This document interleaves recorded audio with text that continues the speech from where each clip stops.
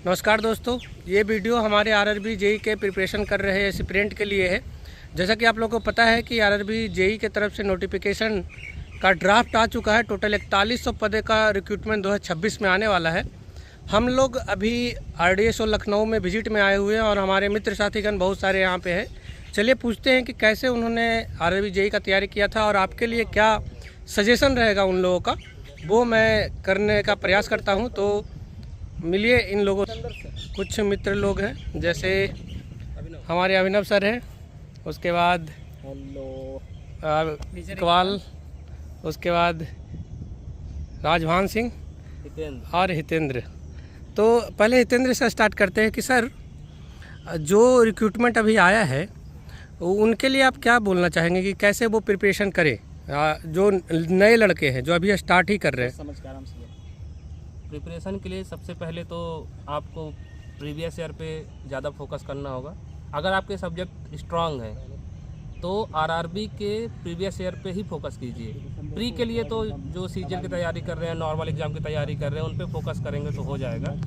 लेकिन प्री के बाद मेन खेल मेंस का होता है, उसके लिए टेक्निकल का प्रीवियस ईयर सिलेबस स्पेसिफिक उस पर आप कमांड हासिल कीजिए, आपका सिलेक्शन हो जाता है आसानी से। हमारे जो चैनल के व्यूअर हैं इसमें 90% लोग ऐसे हैं जो हमारे वीडियोज़ को तो देखते हैं लेकिन चैनल को सब्सक्राइब नहीं किए। तो आप लोग से रिक्वेस्ट है कि आप चैनल को सब्सक्राइब जरूर करें, आपको रेगुलर अपडेट मिलता रहेगा। सर कुछ बताइए, जो प्रिपरेशन कर रहे हैं उनके लिए क्या आपके लिए रहेगा स्ट्रेटजी, क्या होना चाहिए अभी से? स्ट्रेटजी कौन सी? ये जो करंट नोटिफिकेशन जो आने वाला है, नया नोटिफिकेशन जो आ रहा है 4100 पदों के लिए नोटिफिकेशन आने वाला है 2026 में, उनका क्या स्ट्रेटजी होना चाहिए जो नए लड़के हैं? नए नोटिफिकेशन के बारे में तो मैं यही बोलूँगा कि अपनी प्रिपरेशन स्ट्रॉन्ग करिए, फाउंडेशन स्ट्रॉन्ग करिए। ये बहुत ज़्यादा काम आएगा एग्ज़ाम टाइम में। सबसे पहले अपना क्या ना, प्री के बेसिस पे अगर तुम किसी CGL या किसी एग्ज़ाम की तैयारी कर रहे हो तो वो मोर देन सफिशिएंट है आरआरबी जेई CBT 1 के लिए। और प्रिपरेशन स्ट्रॉन्ग रखिए। अगर तुम्हें अपना बेसिक अच्छा करना है तो किसी कोचिंग को भी ज्वाइन कर सकते हो, किसी भी प्लेटफॉर्म को। उससे अपने पहले सब्जेक्ट कंप्लीट करो।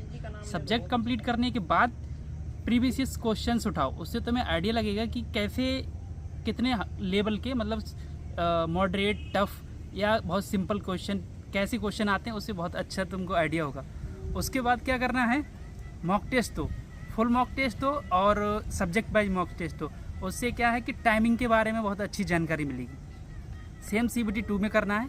प्रीवियस ईयर क्वेश्चन को बेस मान के ही तैयारी करना है और कंटिन्यू रखो।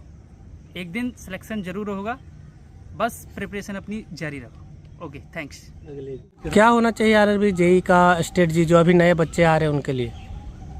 जो नए बच्चे आ रहे हैं, नए बच्चे में भी नए बच्चे आ रहे हैं उनके लिए, या इस साल का नोटिफिकेशन, इस साल के नोटिफिकेशन के अकॉर्डिंग 2 कैटेगरी के बच्चे हैं। एक तो जो नया, जिनका पहला अटैम्प्ट है, और एक जिनका प्रीवियस अटैम्प्ट हो चुका है पर सिलेक्शन नहीं हो पाया है। तो जो नए बच्चे हैं उनके लिए है कि वो तो बेसिक से स्टार्ट करें।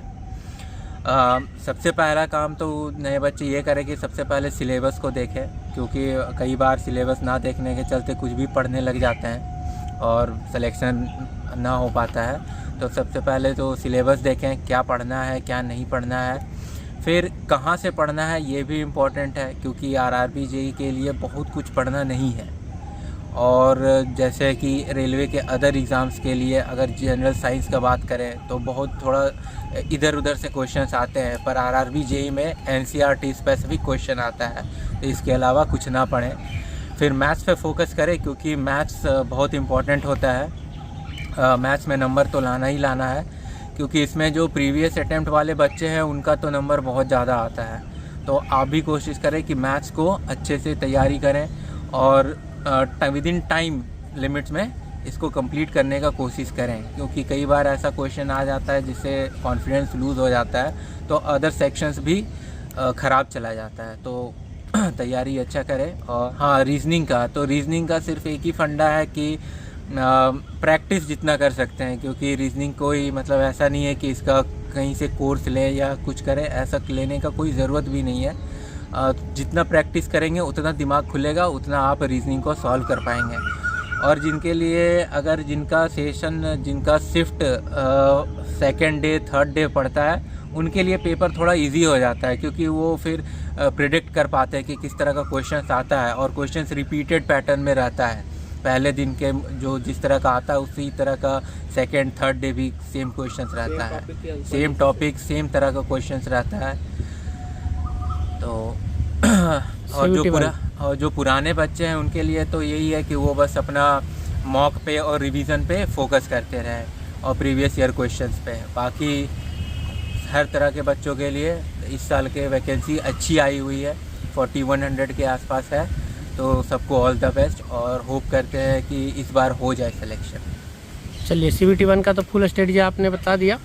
जैसे बहुत सारे ऐसे बच्चे हैं जिनका मैथ अच्छा नहीं है, किन्हीं का रीजनिंग अच्छा नहीं है, और बहुत सारे लोग साइंस में पिछड़ जा रहे हैं। तो इस तरह के जैसे हर एक का सोर्स जो है आपने बताया, NCERT आप फॉलो करेंगे तो आपका कंप्लीट हो जाएगा करीब करीब आपका। और मैथ और रीजनिंग के लिए आपका प्रैक्टिस की चीज़ें हैं, और शॉर्ट ट्रिक्स वगैरह अगर आप सीख सकते हैं तो वो सीखिए, ताकि जल्दी से आपका सॉल्यूशन हो पाए, टाइम सेव हो पाए। और CBT 2 के लिए क्या करना चाहिए? अभी से क्या CBT 2 का तैयारी करना चाहिए, या फिर अभी CBT 1 पे ही फोकस करना चाहिए इसके लिए? अगर टेक्निकल छूट गया है, मतलब बीटेक करने के बाद या डिप्लोमा करने के बाद जिनका टेक्निकल छूट गया है, साल भर का 2 साल का 3 साल का गैप हो चुका है, तो उनके लिए यह है कि वो थोड़ा थोड़ा करके पढ़ते रहें। जैसे कुछ सब्जेक्ट्स को सेलेक्ट करें, जैसे आपका इंजीनियरिंग मैकेनिक्स हो गया, स्ट्रेंथ ऑफ मटेरियल्स हो गया, तो इनमें simple numerical type solving type questions आता है, या फार्मूला बेस्ड क्वेश्चंस आता है, जिनको ज़्यादा याद करने का ज़रूरत नहीं है, सिर्फ मतलब नज़र में होना चाहिए, तो वो दिमाग पे रहता है। तो ऐसे सब्जेक्ट्स को पकड़ें, ना कि जैसे कि आप पकड़ लें रेफ्रिजरेशन एंड एयर कंडीशनिंग हो गया, या मटेरियल साइंस हो गया, जिसमें फिर रिवीजन का लोड बढ़ जाएगा आपका। फिर आप CBT 1 का भी तैयारी बढ़िया से नहीं हो पाएगा, और टेक्निकल का भी ना हो पाएगा। तो इसीलिए हल्के हल्के सब्जेक्ट्स पढ़े जो थोड़ा सा न्यूमेरिकल ओरिएंटेड है।